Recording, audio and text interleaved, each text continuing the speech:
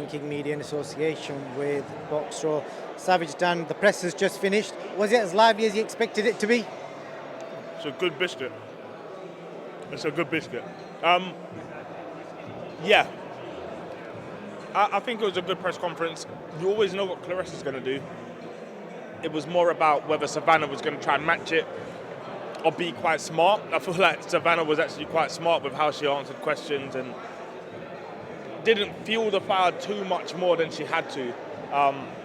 It was almost a bit of a passag kind of press conference, but I liked it. I thought it had enough velocity in it. I feel like if you're Savannah, what you don't want to do is get into an absolute war of words with Clarissa, because she's built for this. This is actually what she does just as well as fighting. But yeah, altogether, I was really impressed with them both. You know, just looking at the way it's all set up, he actually has got a really big fight feel for it. And to be honest, I weren't sure if it could have that, but I feel like it has after that presser. This is one of those fights I think is going to get bigger and bigger the closer we get to the fight as well. Obviously, looking at a couple more press conferences, you'd imagine we'll do one in New York as well. It has global appeal. And then obviously, I'm not sure if you knew, but you know, we've got big undercard fights on there as well. So there's going to be a huge crossover. I feel like this is going to do very, very well.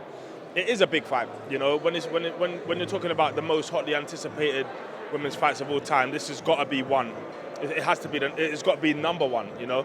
A very good fight. 10 years in the making. There's history. Is it repeat? Is it revenge? We find out September 10th. Spencer Oliver earlier said to me that this was the biggest women's fight of all time, obviously disagreeing with what Eddie Hearn said a few months about Taylor Serrano. What do you think? No, when Taylor Serrano happened, that was the biggest women's fight of all time. But now this is happening. This is the biggest one. I think Adam might have said it, or somebody might have said it. It is essentially like a heavyweight bout.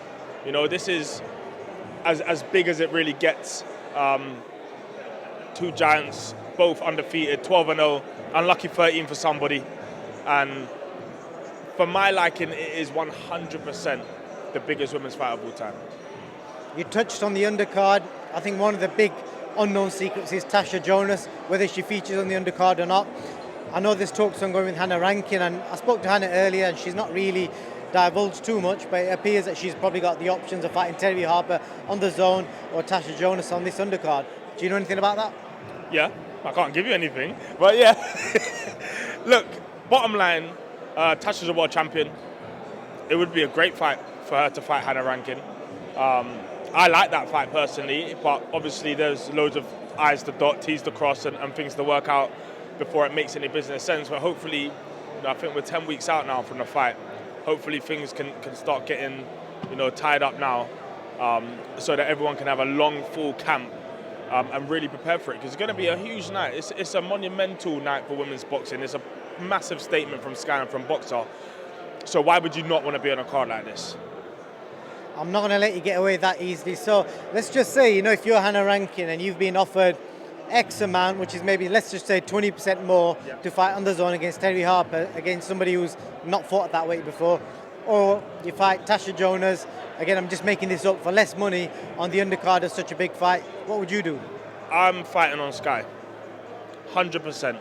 And I'm fighting the biggest possible name. Now, Tasha Jonas is one of the founders, you can call it, of women's boxing. She is Miss GB. She is, one of the most loved fighters that we have. Now a world champion. Really impressed in Manchester on the Carnbrook undercard. That's who I'd fight, 100%.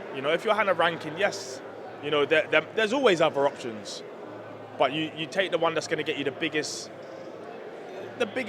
risk for reward, the biggest profile, the biggest amount of eyes on you, and I think that's the fight, Natasha Jonas. So let's just say Tasha does get the Hannah Rankin fights. We've got 3 women's world title fights. Quickly, give me 3 predictions for them 3 fights. I'm going to back Tasha all the way. The Michaela Meyer fight, that is a huge fight. I would probably, I'm not sure. I really don't know. Where would you Gun to your head pick. gun to my head, I'm going Maya. And for the Shields Marshall fight, you're gonna have to shoot me. That one, you put the gun to your head, you're gonna have to pull the trigger. I think that's a real clash of styles. I wonder what the bookies will open up at. I think that will be as close as it can get. And I think it's about who gets their type of fight. Obviously, Clarissa's a bit more of a pure boxer. And you've got Serrano who can box as well, but she's obviously a big puncher. I've seen it before, we've all seen it before, boxer versus puncher. And it can go either way. And you know, it could easily be a convincing points win for Clarissa Shields, or it could also be a knockout victory for Savannah Marshall. And sometimes a curveball gets thrown out of absolutely nowhere as well. So I refuse to make a prediction on that one. Well, we'll let you have splinters then. Dan, unless you get anything else to add, thank you for your input. No, I haven't got anything else to add. Just come on, Chelsea, make some signings. That's it. That's all I want now. The rest of the transfer window. Thank you, man. Cheers.